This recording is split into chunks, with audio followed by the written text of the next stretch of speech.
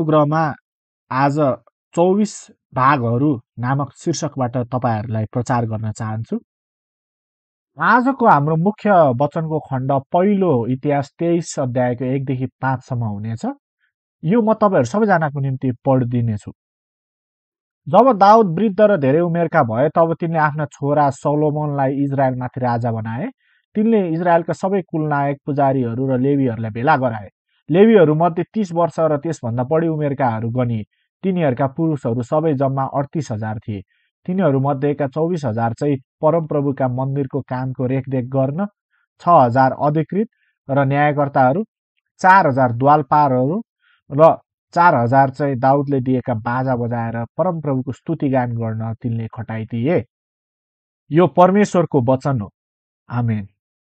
हुन्छ, आज हामी 24 भागहरूबाट हेर्दैछौँ है। यो 24 भागहरू के हुन् भन्ने बारेमा हामी चर्चा गर्नेछौँ।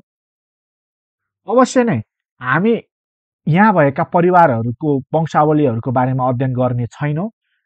त्यो सूचना तपाईँलाई चाहिएमा छुटकाराको इतिहासको 6औं पुस्तकमा नि पाउनुहुन्छ र बाइबलमा नि पाउन सक्नुहुन्छ। आज चाहिँ विशेष गरी हामी यसले हामीलाई के सिकाउन खोज्छ भन्ने विषयलाई चाहिँ हेर्नेछौँ। छुटकाराको इतिहासले 24 भागहरूलाई मन्दिरमा सेवा गरिने विस्तृत र पूर्ण प्रणालीको रूपमा प्रस्तुत गर्दछ। विस्तृत र पूर्ण प्रणाली, अङ्ग्रेजीमा यसलाई कम्प्रिहेन्सिभ एन्ड कम्प्लिट सिस्टम भन्ने अनुवाद गरिएको छ। तर जब म यो कोरियन संस्करणलाई हेर्छु, यही शब्दले भने सबै कुरा अटाउन चाहिँ सक्दैन। त्यसै कारण यसलाई दुईवटा शब्दमा मैले अनुवाद गरेको छु र नेपालीमा भने विस्तृत र पूर्ण प्रणाली हुन आउँछ। मूल कोरियन शब्दले व्यापक भाव बोकेको भए तापनि मैले यसलाई मन्दिरमा सेवा पुर्याउने विस्तृत र पूर्ण प्रणाली भनी अनुवाद गरेको छु। यसैबाट हामी मण्डली कसरी सञ्चालन हुनुपर्छ भन्ने ढाँचा र प्रणालीलाई बुझ्ने प्रयास गर्नेछौँ। अर्को शब्दमा भन्नुपर्दा हामी मालिकको मनोवृत्ति, कर्मचारीको मनोवृत्ति र निर्देशकको मनोवृत्तिलाई बुझ्ने प्रयास गर्नेछौँ। हामी यो मण्डलीमा आएर परमेश्वरका आशिषलाई, परमेश्वरको अनुग्रहलाई कसरी प्राप्त गर्न सक्छौँ भन्ने बारेमा हेर्ने छैनौँ। त्योभन्दा बढ्ता हामी हाम्रो मण्डलीलाई, सङ्गतिलाई कसरी अझ बढ्ता असल बनाउन सक्छौँ ताकि मानिसहरू आएर त्यो अनुग्रहलाई, आशिषलाई महसुस गर्न सकुन्। अवश्य नै परमेश्वरले हामीलाई अनुग्रह त प्रदान गरिहाल्नुहुन्छ, तर त्योभन्दा बढ्ता एउटा अगुवा, एउटा जिम्मेवार व्यक्ति, एउटा सेवक भएको हेतुले हामीले सोच्नु पर्ने हुन्छ कि हामीले कसरी चाहिँ यो सबै कुरालाई तयार गर्न सक्छौँ ताकि मण्डलीमा मानिसहरू आएर ठिक अवस्थामा परमेश्वरको सङ्गति गर्न सकुन्, उहाँबाट त्यो आशिष ग्रहण गर्न सकुन्। यो विस्तृत र पूर्ण प्रणाली चाहिँ 24वटा भागहरूमा विभाजित भएको छ। यो विस्तृत बुँदाहरू मध्येमा एउटा बुँदा यो हो कि यहाँ आवश्यक सबै सेवकाईहरू समाहित छ। आजको हाम्रो मुख्य खण्ड पहिलो इतिहास 23 अध्यायको 3 देखि 5 ले भन्छ, लेवीहरू मध्ये 30 वर्ष र त्यसभन्दा बढी उमेरकाहरू गनिए। तिनीहरूका पुरुषहरू जम्मै 38,000 थिए। तिनीहरू मध्येका 24,000 चाहिँ परमप्रभुका मन्दिरको कामको रेखदेख गर्न, 6,000 अधिकृत र न्यायकर्ताहरू, 4,000 द्वारपालहरू र 4,000 चाहिँ दाउदले दिएका बाजा बजाएर परमप्रभुको स्तुतिगान गर्न तिनले खटाइदिए। यहाँबाट हामी के थाहा पाउँछौँ भने जम्मा 38,000 लेवीहरू मध्ये 24,000 चाहिँ मन्दिरको सेवा र रेखदेख गर्नको लागि खटाइएका थिए। मन्दिरको सेवक वा रेखदेख गर्नेहरू भन्नाले हामी के बुझ्छौँ त? पुजारीलाई सहयोग गर्ने सबै कार्यहरूमा। यस काममा कतिजना लेवीहरू थिए त? 24,000 जना।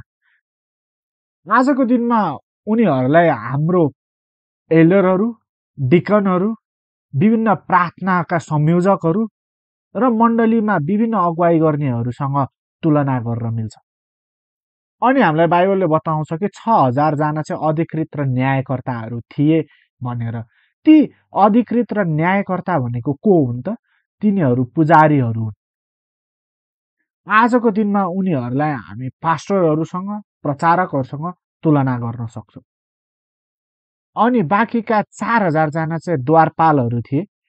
यदि तपाईँले द्वारपालको त्यो खण्डलाई सम्झना गर्नुहुन्छ भने उनीहरूको एउटा मुख्य काम भनेको बलिदानहरूलाई सङ्कलन गर्नु, भेटीहरू सङ्कलन गर्नु थियो नि, होइन त? त्यसैले आजको दिनमा हामीले उनीहरूलाई कोष संरक्षकहरू, स्वयंसेवकहरू र हामीलाई मण्डलीमा स्वागत गर्न बसेका सेवकहरूसँग तुलना गर्न सकिन्छ।